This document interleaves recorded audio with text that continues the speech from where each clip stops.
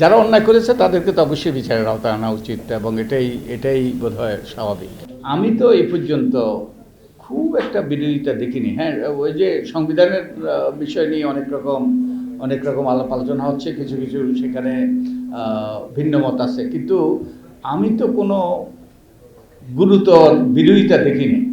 বাস্তবায়ন তো আর আমরা করব না, বাস্তবায়নটা হবে যেটা আমাদের প্রধান উপদেষ্টা যেটা বলেছেন জাতির উদ্দেশ্যে ভাষণের, তিনি এই যে একটা নতুন কমিশন গঠন করেছেন তার নেতৃত্বে, ঐক্যমত্য কমিশন, এবং যার আমি সদস্য। তো আমাদের সাথে রাজনৈতিক দলের আলাপ আলোচনা হবে। তো আমরা আশা করছি যে এই নির্বাচন সংক্রান্ত যেই সকল আমাদের সুপারিশ, তার অধিকাংশই, প্রায় সবগুলোই, যে দ্রুতই এগুলো বাস্তবায়ন করা সম্ভব।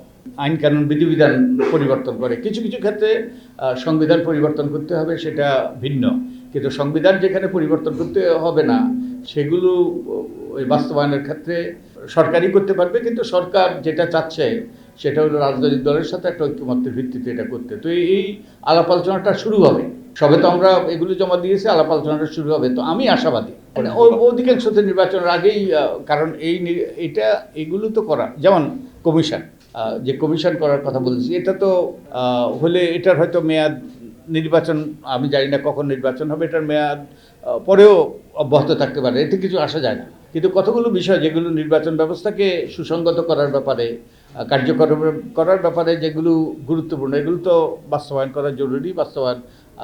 আমি আশা করি যে রাজনৈতিক দলগুলো, আমি নিশ্চিত কেউ চায় না অতীতের পুনরাবৃত্তি, আমি নিশ্চিত, এবং আমি নিশ্চিত যে বিরাট জনগোষ্ঠী চায় যে কতগুলো গুরুত্বপূর্ণ সংস্কার হোক, যার মাধ্যমে অতীতের পুনরাবৃত্তি না ঘটে, এবং একই সাথে আমরা যেন আবার সেই অবস্থায় ফিরে না যাই। তো আমি আশাবাদী, আমি জানি না আপনি আশাবাদী। গণভোট তো আমাদের আদালতের মধ্যে গণভোটকে তারা রেস্টোর করেছে, এগুলো আলাপ আলোচনার বিষয়।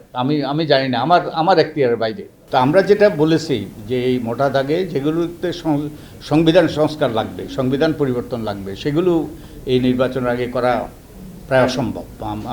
এটা তো সম্ভব হবে না। তো এগুলো তো পরে করতে হবে, কিন্তু নির্বাচনের ক্ষেত্রে অধিকাংশই মূলত আইন কানুনে পরিবর্তন করা, এবং এগুলো আইন সংশোধন করা অতি সহজেই এগুলো করা সম্ভব। তো এখন এটা নির্ভর করবে রাজনৈতিক দলের সাথে সরকারের যে আলাপ আলোচনা, যার অংশ আমরা হব, তার উপর নির্ভর করবে। তো আমার বিশ্বাস যে আমরা যে অতীতের যেই বিশৃঙ্খলা, অতীতের যে কারচুপির নির্বাচন, জনগণকে ভোটাধিকার থেকে বঞ্চিত করা, তার আমরা পুনরাবৃত্তি চাই না। প্রায় সবগুলোই, যেগুলো এখন বাস্তবায়ন করা যায়, একটা হলো যে রাজনৈতিক দলগুলোকে পরিচ্ছন্ন করা, আরেকটা হলো নির্বাচনী অঙ্গনকে দুর্বৃত্তমুক্ত করা, তারপরে নির্বাচন কমিশনকে শক্তিশালী করা, এগুলো তো সবগুলোই গুরুত্বপূর্ণ।